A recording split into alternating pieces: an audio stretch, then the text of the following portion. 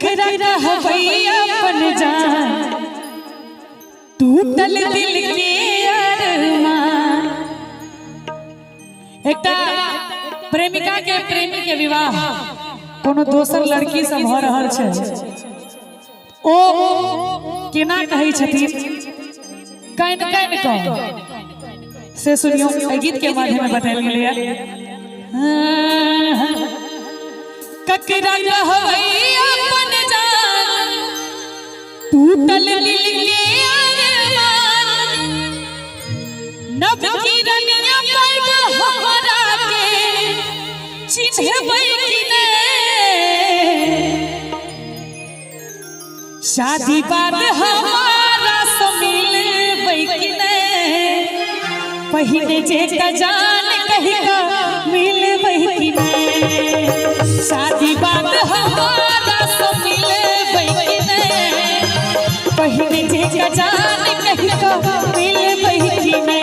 ककरा कहबै अपन जान टूटल दिल के अरमान, ककरा कहबै अपन जान टूटल दिल के अरमान। रब की रनिया पर हमरा के चिन्हबै कि नै, शादी बाद हमारा से मिलबै कि नै, प्यार वाला बात याद करबै कि नै, शादी बाद हमारा से मिलबै कि नै, प्यार वाला बात याद करबै कि नै।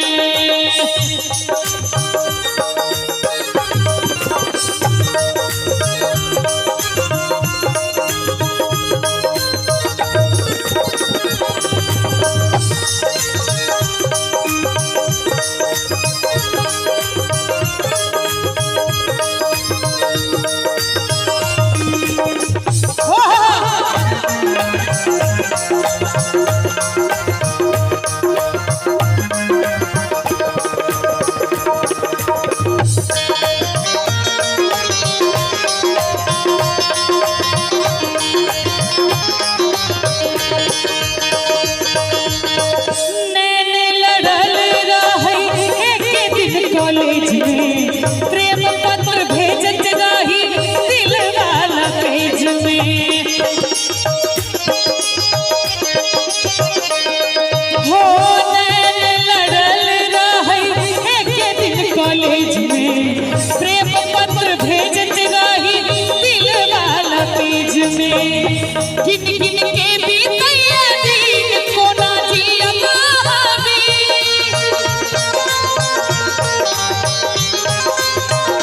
गिन गिन के बीतैया दिन कोना जियब हमी। हमरा खातिर दुनिया से लड़बै कि नै। नीक छै गीत, ताली बजाबू। शादी बाद हमारा से मिलबै कि नै, पहिने जे जान कहि का मिलबै कि नै, शादी बाद हमारा से मिलबै कि नै, प्यार वाला बात याद करबै कि नै। और अब तक मैं चुप रहता था, तुझसे कुछ नहीं कहता था, कब से दिल दीवाना था, खुद से ही अनजाना था। हमने कई बार मुलाकात की है, आज पहली बार दिल की बात की है, आज पहली बार दिल की बात की है, आज पहली बार दिल की बात की है, आज पहली बार दिल की बात की है। शादी बाद हमारा से मिलबै कि नै,